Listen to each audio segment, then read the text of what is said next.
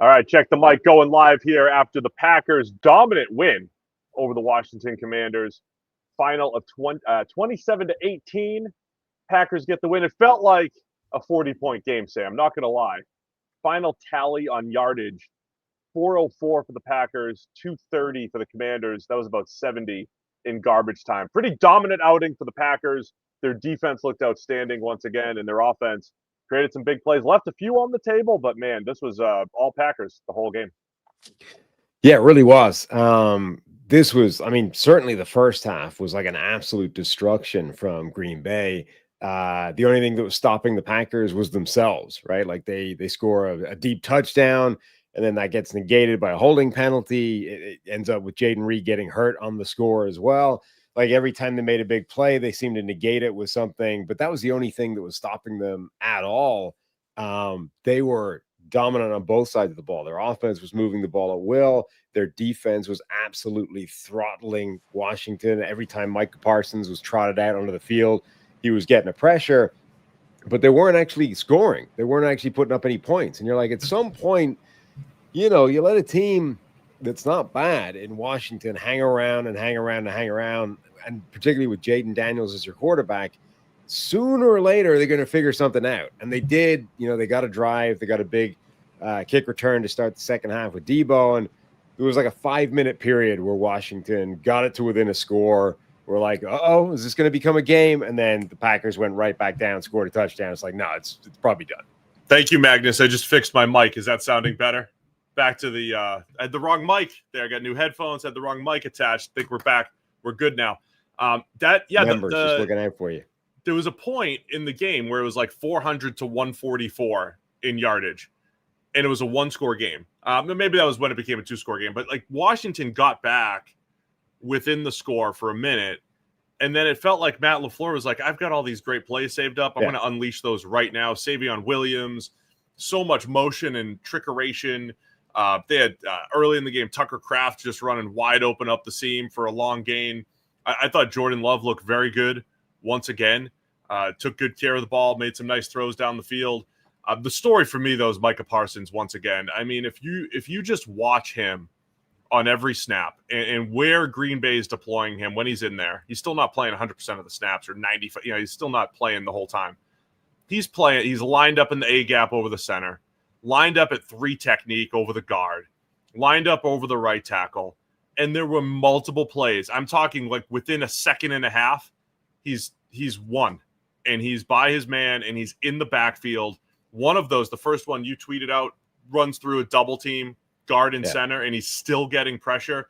I thought Micah Parsons didn't even have anything on the official stat sheet till he finally got a sack and was still the most dominant player in the game for the first half plus.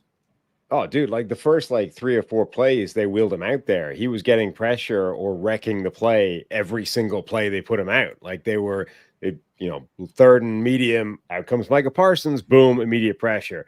Third and long, out comes Micah Parsons, boom, pressure.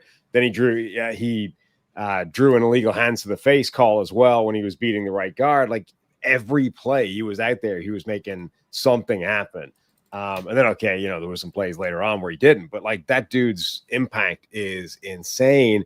And I think you're seeing it down the rest of the defensive line as well. Like some of those other guys are making plays because Micah Parsons is wrecking shop, and everybody's being moved around, and they were causing all kinds of havoc for this Washington offensive line, which, again, it's not great on paper. Like there are Laramie Tunsil's a really, really good player, right? They've got some good players, but Sam Cosmi wasn't in this game.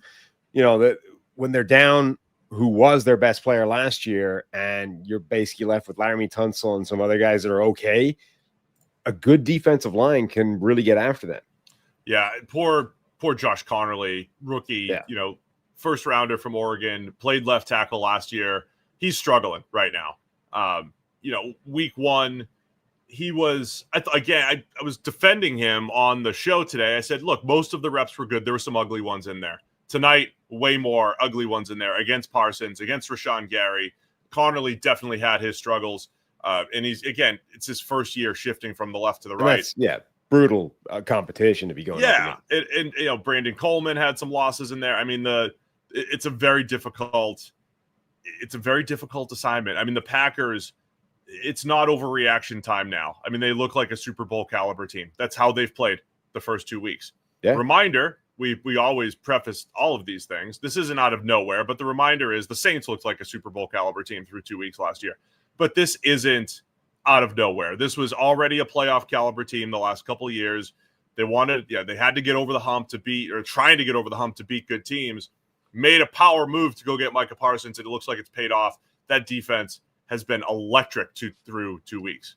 Yeah, I mean, even just listen to the way people are talking about them, right? Even in this game, like the first 2 or 3 plays were simple pitch and catches to Dontavian Wicks, right? He was just carving up Marshawn Lattimore. And like, remember last year when we thought Wicks was going to be this guy and then he just wasn't? And now Wicks is making plays. Savion Williams is this, dynamic Cordero Patterson-like rushing threat with the ball in his hands. They didn't even connect on the deep bomb they threw to Matthew Golden's way, that was just out of his reach. Jaden Reed, unfortunately, goes off hurt with a shoulder injury or maybe a collarbone, whatever it was. But, he was a big part. Malik Heath with a ridiculous sideline catch gets 2 feet in. Great. Suddenly you're talking about like how deep and incredibly talented this receiving core is, as opposed to, last year it's like, well, we've just got a bunch of number 2 and number 3 wide receivers.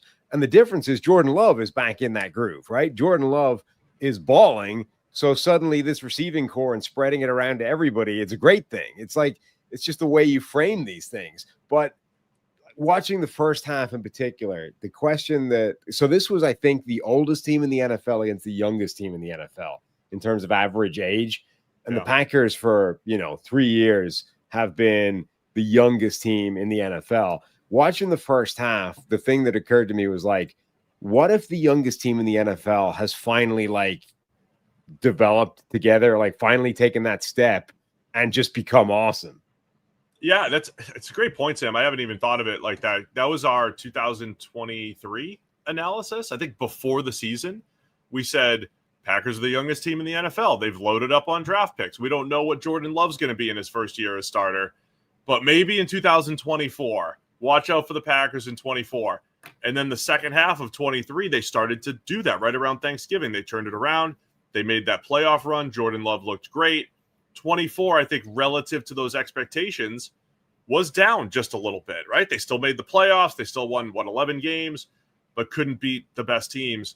So maybe this is it, right? That the young team, they're young, but most of these guys have at least 3 or 4 years of experience. Yeah. And then you drop a Parsons in there. You drop a Xavier McKinney in there last year as a free agent. You drop a Josh Jacobs in there. So it is really a good mix of they've sprinkled in some productive veterans with this young group that has developed. It's like if we do have a couple college football fans out there, it's like a college team that has loaded with freshmen and sophomores, and they're becoming juniors and seniors, and all of a sudden it's like now you're really experienced. But for the Packers, it's funny because they're still really young. And by the way, they had to shuffle going into this game. They had a new left guard and new right tackle because of offensive line injuries. They were rotating at right tackle. There was a period where it looked like it was going to be a problem. Like I said, Belton had the holding call, I think, that took that touchdown off the board at the beginning. They had another bad play later on. It looked like that was going to be a problem for them, but it wasn't. I mean, this Packers team looked phenomenal despite shuffling up on the offensive line, albeit, one of the, Jordan Morgan coming in as a former first-round pick coming in at left guard. But, this team looks really, really good now. And that, they may be the youngest team in the NFL again, but a lot of that youth has been in the league already for 3 years, and they should be really good now. Now, what could Washington have even done? I mean, I hear people looking at what's Washington's offense trying to do? Again, the number of times where Jaden Daniels got to the top of his drop and Micah Parsons was in his lap, out of control. And it wasn't just Parsons. Devontae Wyatt having a big game. A lot of players creating pressure up front. They didn't have a running back run beyond 5 yards between Bill Krosky-Merritt and Austin Eckler. Eckler goes down with an Achilles. We could talk about that in a second if we want to at least pay respects there as well. So they couldn't get anything going on the ground. I also thought what makes Jaden Daniels special is he has those answers, right? He is a great scrambler. I've cited that many times.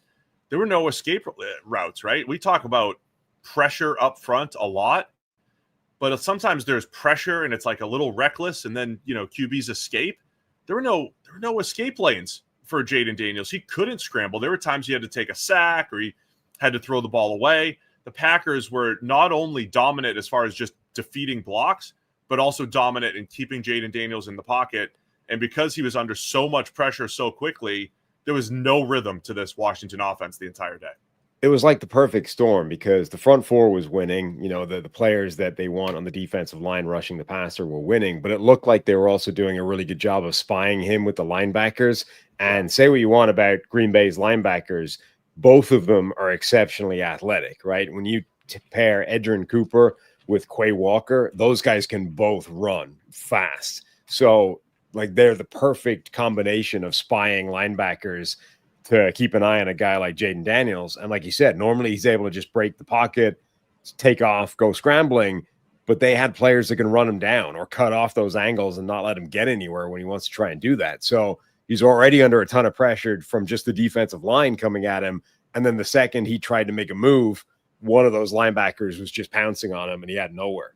And in the Packers secondary knew Jaden Daniels had to get rid of the ball. I was complimenting him coming out of the Giants game. I said, I liked the way Jaden Daniels got rid of the ball. I thought he played pretty fast, pretty quickly, got rid of the ball, processed quickly against the Giants. Well, in this game, every time he tried to throw the ball on time, it was Keyshawn Nixon. I don't know how many pass breakups he had. Felt like a million. Every time you look up, he's breaking up passes in the secondary. So the Packers were sitting on routes. They're rushing the passer well. It was just a beautiful defense. It was beautiful defense. Right. Yeah. If people don't appreciate great defense, look, sometimes there's bad offense. There's missed throws left and right. This was great defense by the Packers. They did give up a late touchdown, which was a little garbage timey there, but it looks like a championship caliber defense, and Jordan Love in the offense, running the ball when they need to, Love making big time throws down the field. And we've said before, would they love to have a true wide receiver one? Sure. Do they need to have one? Not necessarily. And whoever's open, whatever it is, every single week. Last week, Romeo Doubs was the deep threat, right? Tucker Kraft today was the guy with 124 receiving yards. And so I think they have enough weapons week to week, especially as long as Love is playing well. Yeah. I mean, look, this was, I think, an interesting test for both teams. And the Packers, for the second week in a row, looked like they were an absolutely elite football team. Both sides of the ball, they were way better than Washington in this game.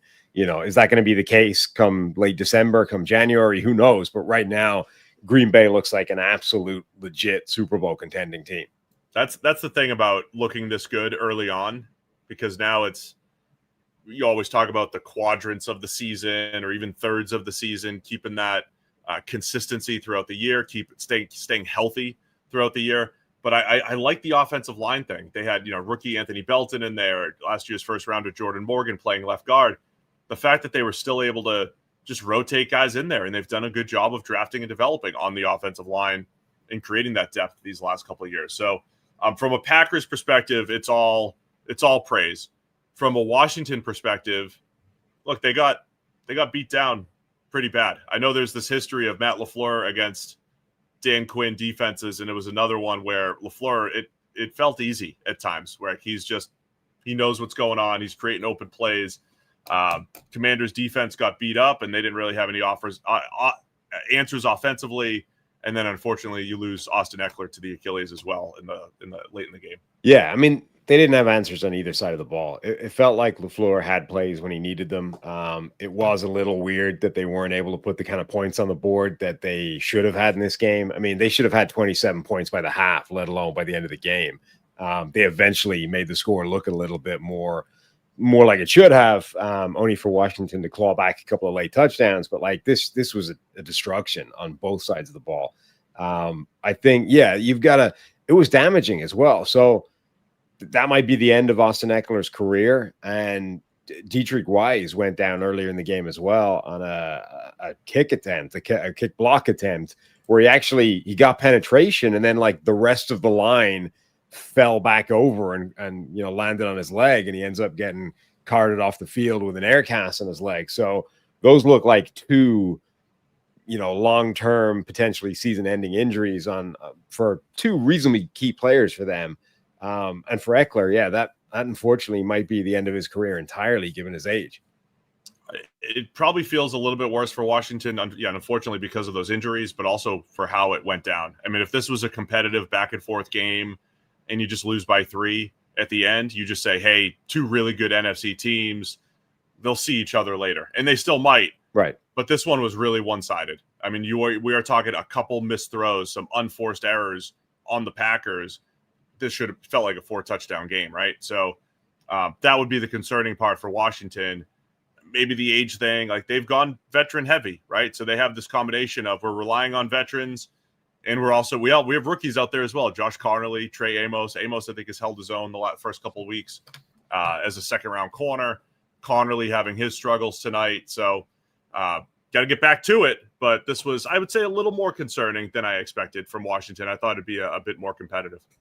Yeah, I mean, it was, again, week 1, they destroyed the Giants. How much of that was the Giants? How much of it was Washington? This was a much sterner test, and they did not answer that test whatsoever. They had nothing on either side of the ball. This was as bad as I've seen Jaden Daniels struggle to just do anything, not because he was, garbage, but because he had no shot. Like the entire offense was being shut down. They just got dominated by Green Bay on both sides of the ball. So definitely a back to the drawing board kind of game for Washington, with that added, kick in the teeth that they lost a couple of significant players to what looked like potentially season-ending injuries. Spider Monkey in the chat makes a good point. Are you still able to pull up the quotes? Spider Monkey. Sure. Where are we? Marshawn Lattimore. Scroll up a little bit. It says Lattimore's washed. Was holding out hope for him, but no excuse. He's healthy, but sucks. He had a rough start, man. He gave up 2 catches early, had a penalty, and it never really slowed down attacking Lattimore. He's gone from one of the better press man corners in the NFL, straight up man-to-man corners, and he's had really bad stretches of play. Right after Washington traded for him last year, didn't notice him in week 1 necessarily against the Giants, but in week 2, this was a rough one for Lattimore. And if he's having issues out there, they need him. They really need him to be good, especially with what they traded to get him last year, the multiple draft picks. Yeah, I mean, Al Michaels brought it up on the broadcast. Like, how do you go from being one of the best shutdown corners in the NFL to a guy that the team is picking on, with Dontavian Wicks, like not even with, I'm going to pick on you with an elite all-pro caliber receiver. They're going after you with Dontavian Wicks against Marshawn Lattimore. And yeah, the answer that Kurt came up with was, just weight of injuries, right? Just the sheer number he's dealt with and where they've been. He may never get back to being that guy again. And I kind of agree. It doesn't look like he's planning on it anytime soon. Yeah, Washington's defense was one of my concerns coming in. Their defense and offensive line, I think both clearly had their issues tonight. Offensive line and pass protection, the defense, I don't know if they have enough straight up one-on-one pass rushers that can create havoc. Certainly not what Green Bay has on the other side. And if they're not doing that, don't love Washington safeties. Lattimore was a question. We didn't know exactly what we're going to see. We have some evidence now. It might not be a great season for him. So, this game exposed every weakness that Washington has on paper. Like, it made it a real weakness on the field. And you're like, look, heading into the season, they've got talent. Deebo Samuel still looks great, right? That looks like a great veteran addition. Laramie Tunsil is still the best offensive lineman they have. Certainly when Sam Cosmi's not on the field, he did as good as anybody was going to do against those pass rushers.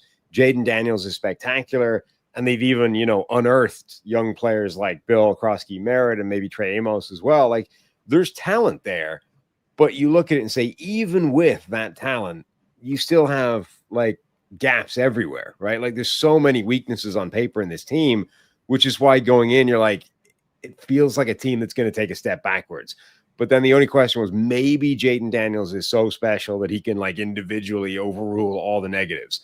Well, this was a game where he couldn't, right? Because you went up against a really good team, and the really good team just overwhelmed the weaknesses of Washington. And even if Jaden Daniels is a special talent, on his own, he couldn't, make the difference between the two teams.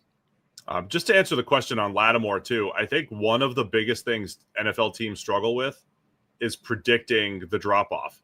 It's a very difficult thing. You hear even very sharp, front office, GMs, assistant GMs saying it is a challenge to figure out is at 30 years old, 32 years old. Each player is unique. They have different body types. They have different styles. They have different injury histories. And then you have, a guy like Bobby Wagner, right? The guys that, last, the survivors, the survival bias, it screws up the data, right? Because the guys that can play into their 30s, they mess it all up and other guys are gone. It is very difficult to do. And that's why a team like Green Bay seems to just have these hard standards. Like, we're just not even going to mess with it. We won't even mess with a whole bunch of 30-year-olds. We'd rather draft and develop and not even mess with players falling off a cliff. But I think you always have to have a balance of the veterans and the youth. But if you miss on a guy like Lattimore for multiple draft picks, it can be costly. And recovery, I think, is another massive question mark as well. Like, when the guy's going to come back from injury, will he come back 100%? Will he come back at 80%? If he's coming back at 100%, will that be in year one? Will that be in year two? Like, I think that's a very difficult thing as well to project. Like, you got these guys, like, players go down injured for the year all the time. And I think there's a wide range of what their recovery looks like. And yet I think they're kind of treated universally as, he's back in 9 months, right? Like, let's go again. But that doesn't necessarily mean that the player that left is back in 9 months. All right, so we're here for all the primetime games. No Friday night game this week, but we'll be here in between the 4 o'clock and Sunday night football game on Sunday. So we'll always do those live reactions. Appreciate Mitchell Budden, the newest member here. We do have memberships here on the Check the Mike YouTube page. Everything's free, but just extra perks for the members. So go check it out. Click the join button. You can see the 3 tiers there. Super fan, to be renamed, Insider, and Howard Hughes Billionaire. We just had some talks with the powers that be as well, Sam. We're pushing some perks up to the superfan level. We're pushing some special perks to the superfan, the $2.99 a month level. So get ready for that, hopefully starting next week. Anything else to cover here? No, I think we're good. All right. Thanks to everybody for tuning in. See you again Sunday after the games. And